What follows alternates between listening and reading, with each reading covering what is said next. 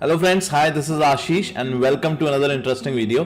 आज के वीडियो में बात करेंगे एल&टी टेक्नोलॉजी सर्विसेज स्टॉक को लेकर और देखेंगे कि कितना बेटर है ये stock as compare to Infosys और टीसीएस। ये भी एक आईटी कंपनी से बिलोंग करता है, बट इसमें मेजर डिफरेंस क्या है और टेक्निकली भी देखेंगे, फंडामेंटल भी देखेंगे, रिजल्ट्स भी देखेंगे, इसके सब के बारे में डिटेल में बात करेंगे।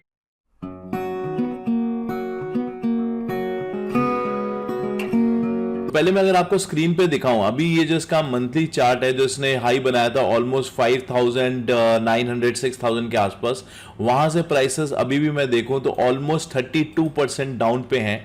और वहीं पर अगर हम दूसरे स्टॉक्स देखें ना इसी सेक्टर से, जैसे विप्रो है, विप्रो ऑलमोस्ट काफी ज्यादा डाउन है अभी भी। अगर हम टॉप से देखें तो विप्रो ऑलमोस्ट 40-41% के आसपास डाउन है, जबकि अभी जो एल&टी है वो सिर्फ अभी 30% के आसपास डाउन है। इन्फोसिस को अगर हम देखें ये कितना डाउन है, तो इन्फोसिस भी अभी हम देख लेते हैं करंट प्राइस से ऑलमोस्ट 27% के आसपास डाउन है। तो मेजर डिफरेंस क्या है? को एल&टी का मंथली चार्ट देखें तो यहां पर आप देख सकते हैं ये एक मंथली कैंडल बनी थी, तो ऑलमोस्ट बोल सकते हैं 4,200 के आसपास एक कैंडल थी, प्राइसेस अभी उसके आसपास है। और यहां पर अगर आप देखें तो कंसोलिडेट हुआ था ऑलमोस्ट ये 4 महीने तक, ये मंथली कैंडल्स हैं। एक ये रेंज टेक्निकली मुझे लग रहा है जब तक ब्रेक नहीं होगी 3,200 नीचे और 4,200 ऊपर, इससे ऊपर या नीचे क्लोजिंग होगी तभी एक क्लियर डायरेक्शन दिखेगी, जो कि अभी मंथली चार्ट पे ऐसा लग रहा है। अगर मैं इसको डेली चार्ट दिखाऊं यहां पर आपको, यहां पर एक हेड एंड शोल्डर पैटर्न होता है जिसको हम टेक्निकली भी देखते हैं। अगर आप देखें ये इसका शोल्डर यहां पे बन रहा है, ये इसका यहां पे हेड बन रहा है, उसके बाद फिर से यहां पे एक शोल्डर बना है, तो ये एक लेवल। और अभी भी अगर आप देखें तो प्राइसेस ये हेड के आसपास आ चुके हैं टेक्निकली। तो हेड एंड शोल्डर पैटर्न जब ब्रेकआउट होता है तो हम एक्सपेक्ट करते हैं कि इतना जो ये टारगेट है इसका हेड का उतना ऊपर जाएगा, तो ये हम एक्सपेक्ट कर सकते हैं। बट पहले इस हेड को ब्रेक करना इंपॉर्टेंट है, वहां पे सस्टेन करना इंपॉर्टेंट है।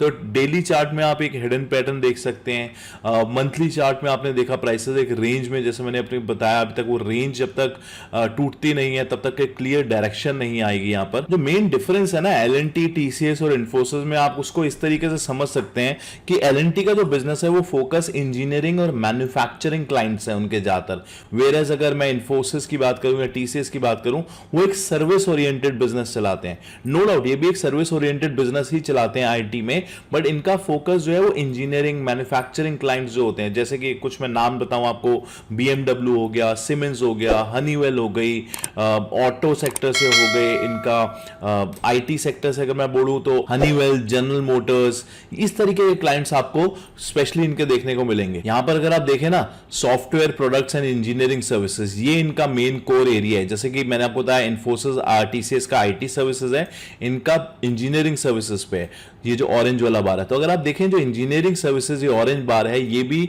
ग्रो हो रहा है एवरी ईयर। बट यहां पर अगर आप प्रॉब्लम समझे ना तो देखिए इसका जो मार्केट साइज है वो थोड़ा छोटा है as compare to IT services. IT services का जो मार्केट साइज है वो बड़ा है, वेयरएज जो product and engineering services IT में आती हैं उनका छोटा मार्केट साइज है।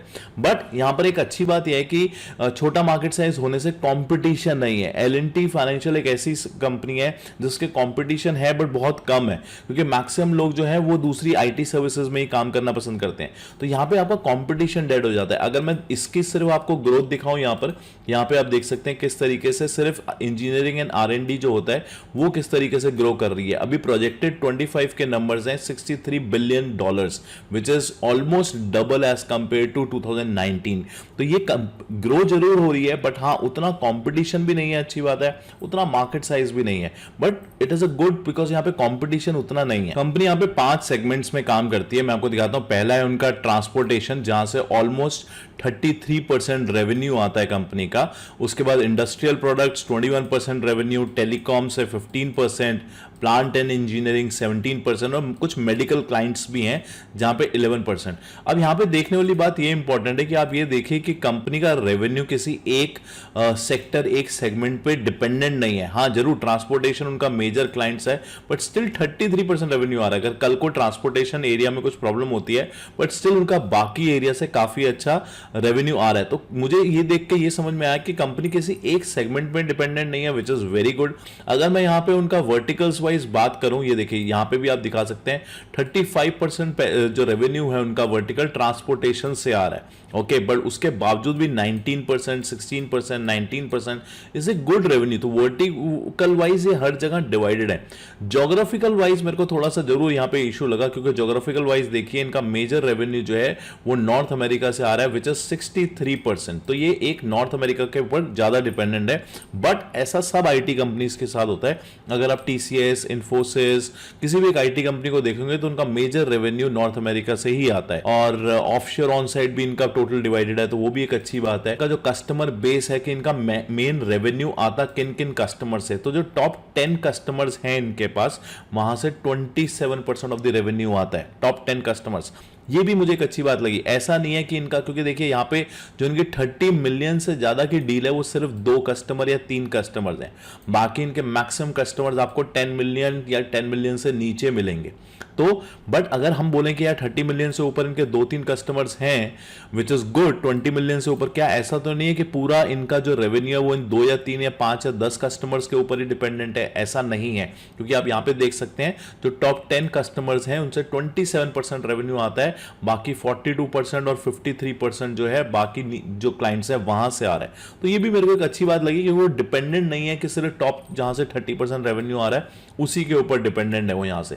एक चीज मेरे को और अच्छी लगी यहां पर, वो ये है कि जब मैंने इनका पूरी बैलेंस शीट पढ़ी, इनकी स्टेटमेंट पढ़ी, एनुअल स्टेटमेंट, ये बोलते हैं 90% ऑफ द रिपीट बिजनेस है जो इनके क्लाइंट्स हैं, विच इज 90% रिपीट बिजनेस है। इसका मतलब बार बार इनको वो कॉन्ट्रैक्ट्स रिन्यू हो रहे हैं, which is a good sign. अभी इनके रीसेंट आर्टिकल जब मैं पढ़ रहा था, इनकी बैलेंस शीट कॉन कॉल्स में पढ़ रहा था, वहां पर मेरे को देखने को मिला, इन्होंने मेंशन किया during the quarter LTTS won a USD 14 million deal and 310 million deal plus। तो ये तो जो अभी मैंने आपको डेटा दिखाया ये पुराना डेटा था, बट ये लेटेस्ट में भी दिखाया जा रहा है कि इनके पास 40 मिलियन, 30 मिलियन की डील में मैंने दिखाया 2-3 क्लाइंट्स हैं, और 40 मिलियन की डील में भी इनको क्लाइंट्स मिल रहे हैं, 10 मिलियन की डील में भी इनको 3 क्लाइंट्स मिल गए हैं। और आप देख सकते हैं कि इनका जो रेवेन्यू होता है USD वाइज वो 990 मिलियन का होता है, जिसमें 40 मिलियन और 10 मिलियन के 3 क्लाइंट्स भी अगर आप ऐड कर दें, और इनके जितने भी कॉन्ट्रैक्ट्स होते हैं वो ऑलमोस्ट 5 साल के होते हैं। तो जो पुराने भी इनके क्लाइंट्स चल रहे हैं, देखिए यहां पे जो इनका BMW के साथ मैंने आपको बताया इनका ज्यादा ऑटोमोबाइल की तरफ और टेक्नोलॉजी साइड ज्यादा इनके क्लाइंट्स रहते हैं। तो 2022 में ही इनका ये एग्रीमेंट हुआ है BMW के साथ 5 साल का। तो ये जो $30 मिलियन के इनके 2-3 मेजर क्लाइंट्स हैं वो अभी भी हैं, उनके और 3-4 साल तो रेवेन्यू आएगा, इससे ये पता चलता है। यहां पे देखिए इनका $100 मिलियन का एक कॉन्ट्रैक्ट हुआ था, विच इज इन 2020।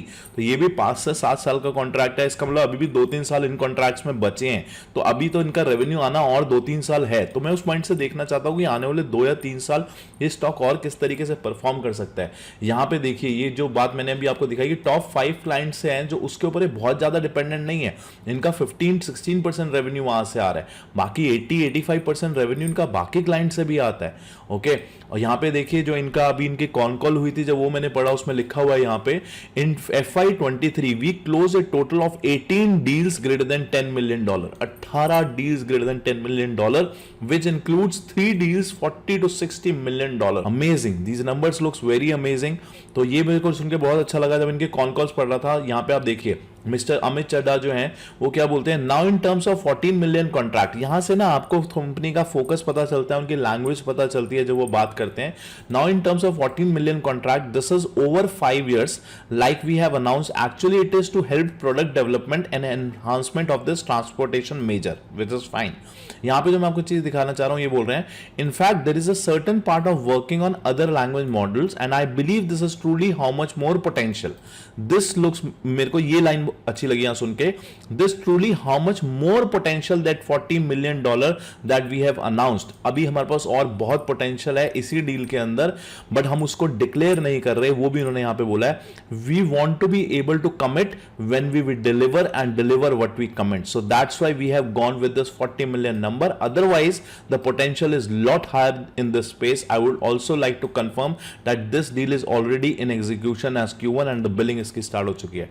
तो ये चीजें जब आपको पता चलता है ना कि डील्स तो इनको मिल रही हैं, कॉन्ट्रैक्ट्स अच्छे हैं, नंबर्स अच्छे बता रहे हैं और आने वाले टाइम में भी इनका फोकस जो है वो क्लियर दिख रहा है और काफी कुछ है, बट वो अभी दिखा नहीं रहे हैं पेपर्स पे, उससे कंपनी का कितना कॉन्फिडेंस यहाँ पे दिखता है। मेरे को क्या लगता है इसके क्या टारगेट्स हो सकते हैं आने वाले 1 से 2 साल के अंदर, वो भी मैं आपको बताऊंगा, बट इस चीज को लर्निंग के पॉइंट ऑफ व्यू से देखिएगा, बायर सेल रिकमेंडेशंस नहीं है यहाँ पे। प्राइस टू अर्निंग एक बहुत इंपॉर्टेंट कंसेप्ट होता है कभी भी किसी स्टॉक को जब हम देखते हैं।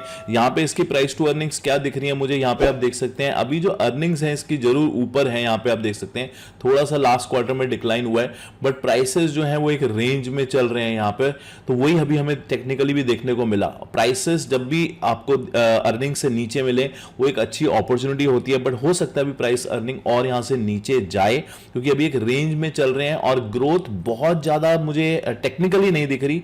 फंडामेंटली भी मैं आपको प्राइस बताता हूं जो मुझे लग रहा है, फिर मैं आपको बताऊंगा क्यों मैं प्राइस टू अर्निंग बोल रहा हूं, अभी और थोड़ा सा नीचे जा सकती है।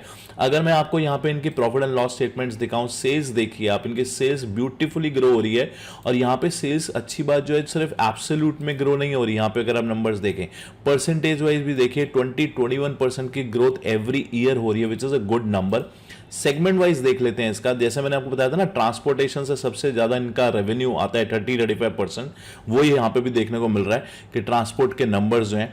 अब पॉइंट ये है कि अगर मैं आपको इसकी एक चीज दिखाऊं ना, परसेंटेज ग्रोथ, ये मेरे को बहुत अच्छा देखने को मिला कि हर सेगमेंट में जो ये ग्रो हो रहे हैं ऑलमोस्ट 20-25% हर सेगमेंट में ग्रो हो रहे हैं, किसी एक सेगमेंट के ऊपर डिपेंडेंट नहीं है। ऐसा नहीं है कि 70% रेवेन्यू उनका ट्रांसपोर्ट से आ रहा है और बाकी सब 5-10% रेवेन्यू आ रहा है, ऐसा नहीं देखने को मिला यहाँ पे, which is a good sign. अगर मैं इनके तो सेल्स वाइज मुझे समझ में आया कि हर जगह डाइवर्ट हो रखे हैं इनका पोर्टफोलियो, ऐसा नहीं है एक पे डिपेंडेंट है। अगर मैं मार्जिन की बात करूं तो वो भी आप देखिए यहाँ पे मार्जिन भी जो है इनके, ऐसा नहीं किसी एक ही ट्रांसपोर्ट से इनको अच्छे मार्जिन मिलते हैं, इनको हर सेगमेंट से यहाँ पे अच्छे मार्जिन मिलते हैं। ऑलमोस्ट 15-20% के इनके प्रॉफिट मार्जिन हैं, which is again a good signal. यहाँ पर बैलेंस शीट अगर आप देखें तो यहाँ पे एक चीज मैं आपको दिखाया था, इनके बोरोइंग्स आप यहाँ पे देखेंगे जो 70-30 करोड़ की थी वो यहाँ पे थोड़ी सी बढ़ चुकी है, बट एक्चुअली में बोरोइंग्स नहीं बढ़ी है। उसका रीजन मैं आपको दिखा देता हूं यहाँ पे। अगर आप रीजन यहाँ पे देखेंगे ना, एक लीज लाइबिलिटीज होती हैं जो कि यहाँ पर बढ़ाई गई हैं, ना कि एक्चुअल बोरोइंग। जब भी आप लीज पे ले, और ये हर आईटी सर्विसेज के साथ होता है, आप इन्फोसिस की भी देखेंगे, आप टीसीएस की भी बैलेंस शीट देखेंगे, 2020 से उन्होंने अपने लीज लाइबिलिटीज जो है बोरोइंग्स के अंदर डालनी शुरू कर दी है हर आईटी कंपनी ने। दैट्स द रीजन आपको यहाँ पे बोरोइंग बढ़ी हुई दिख रही है, एक्चुअली में बोरोइंग है नहीं ये बढ़ी हुई। अगर मैं इसकी आपको डेब्ट टू इक्विटी भी दिखाऊं यहाँ पे, which is very low 0.09, which is a good signal कि कंपनी के पास ज्यादा डेब्ट्स भी नहीं है। अगर ये नंबर आपको 0.50 या 1 से नीचे मिलता है, it's a good signal. Okay, अब ये मैं आपको यहाँ पे एक चीज मेरे को और जो सबसे अच्छी यहाँ पे देखने को मिली, इनकी शेयर कैपिटल देखिए, इन्होंने कितना पैसा मार्केट से उठाया हुआ है, ओनली 21 करोड़ रुपीज, सिर्फ 21 करोड़ रुपीज इन्होंने आईपीओ के थ्रू मार्केट से लिया हुआ है। इनको इसका मतलब क्या है कि इनको ज्यादा पैसों की जरूरत नहीं है यहाँ पे, और 21 करोड़ के ऊपर अगर मैं आपको इनका नेट प्रॉफिट्स यहाँ पे दिखाऊं, कितने नेट प्रॉफिट कंपनी कमा रही है, it is good numbers, it is almost 1115, so almost 1000 profit सिर्फ 21 करोड़ के ऊपर। आप समझ रहे हैं कंपनी का फोकस क्या है? कंपनी को पैसा नहीं चाहिए, कंपनी नहीं चाहती कि हमारे स्टॉक्स ज्यादा फ्लोट हो मार्केट। तो अगर कंपनी नहीं चाहती, इसका मतलब it is a good opportunity as per as stock appreciation is concern. अब बात करते हैं कंपनी के टारगेट्स क्या लग रहे हैं। मुझे लग रहा है कंपनी यहां से 15-17% के गेन्स दिखा सकती है 1 से 1.5 साल के अंदर। अभी जो इसका प्राइस चल रहा है 4000 के आसपास चल रहा है, और मेरा 1 से 1.5 साल का टारगेट हो सकता है 45-4700 रुपीज के आसपास रहेगा। बट प्लीज यहां पे कोई बाय सेल रिकमेंडेशन नहीं है मेरी, अभी कोई इसमें पोजीशंस नहीं है और ना ही मैं इंटरेस्टेड हूं अभी उसमें कोई पोजीशन बनाने के लिए। एज अ डिस्क्लेमर मैं आपको बताता हूं, एक लर्निंग के उससे देखिए, क्योंकि मेरे को 15-17% से बेटर अपॉर्चुनिटीज अभी मार्केट में दिख रही हैं, इसीलिए। अदरवाइज कंपनी इज गुड, जो मैंने यहां पे देखा, कंपनी की balance sheet is good, company का अच्छे नंबर्स हैं यहां पर, विच is a good part. But हां, अगर ये मेरे को थोड़ी सी और नीचे के प्राइसेस पे मिलेगी, then I would have think over it. I hope आपको कुछ लर्निंग मिली होगी। मेरे से जुड़े रहने के लिए, चैनल के सपोर्ट के लिए सब्सक्राइब जरूर करिएगा, बहुत मेहनत लगती है इस डेटा को बनाने में, तो प्लीज सब्सक्राइब, लाइक और कमेंट जरूर करेगा। Thank you so much, bye bye and have a great day.